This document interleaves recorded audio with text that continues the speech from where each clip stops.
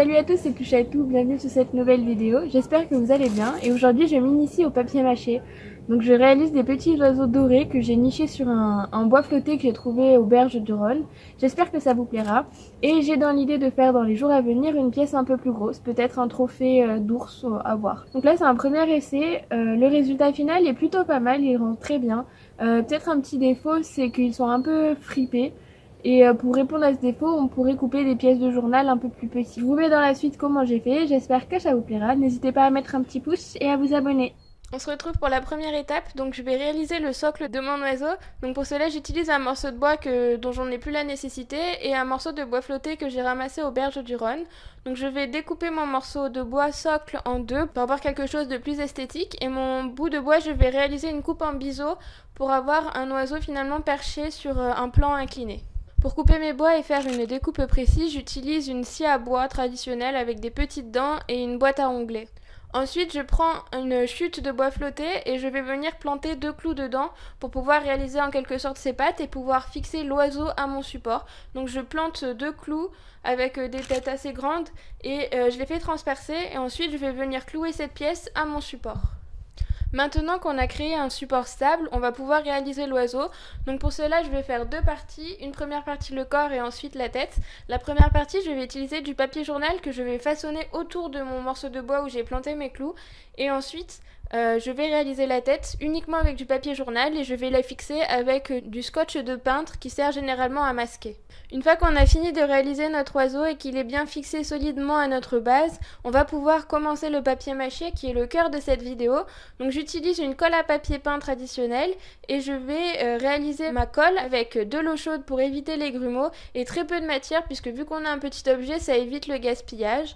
Donc pour le papier journal, comment je fais? Je réalise des bandelettes assez fines dans du journal et je vais couper dans l'autre direction pour avoir des rectangles à peu près de même taille et que je vais recouvrir ensuite la totalité de ma surface. Donc pour avoir un résultat plutôt précis pour des petites pièces, je préconise d'avoir des petits bouts de journal pour éviter finalement les plis qu'on va voir à la fin de la vidéo. Et notamment sur mon autre essai qui est l'ours, on voit pas ces plis et c'est plutôt joli en termes de rendu. Donc là pour la vidéo je vous montre qu'une seule couche, mais il faut savoir qu'il faut réaliser 2 couches pour avoir un résultat vraiment précis et solide. Entre chaque couche de papier mâché, il faut bien laisser sécher la colle et lorsque la colle est sèche, vous pouvez alors mettre une autre couche. Donc généralement, les couches, elles peuvent sécher entre, je dirais, 2 à 4 heures, tout dépend de la quantité de colle que vous mettez. Et pour accélérer le séchage, vous pouvez utiliser aussi un sèche-cheveux. Et toujours comme la peinture, finalement, pas trop près pour éviter de créer des bulles et de faire rentrer de l'air dans votre structure qui va être moyennement réussie. Une fois que notre papier mâché a bien séché, que les 2 couches sont extrêmement sèches, on peut passer à la peinture. Donc ici j'ai pris le parti pris de faire mes oiseaux en doré et de laisser mon support en bois brut, uniquement verni en une sorte de vernis satin. Donc pour la peinture, vu que je veux réaliser un doré, je vais d'abord sous-coucher de 2 couches de blanc mes oiseaux, puis ensuite je vais réaliser 2 couches de doré.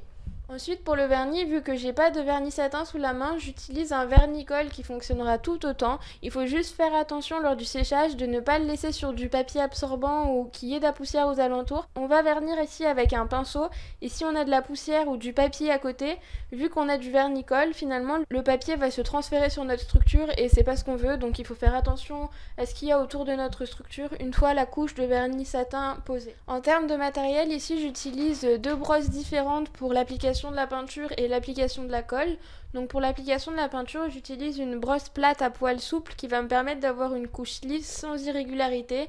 Et pour le bois, vu que c'est un matériau assez brut et qu'on n'a pas besoin d'être précis et qu'on veut surtout que ça rentre dans tous les interstices, j'utilise une brosse plate à poil dur qui va me permettre de rentrer dans tous les interstices et de venir mettre du vernis sur la totalité de ma surface de bois.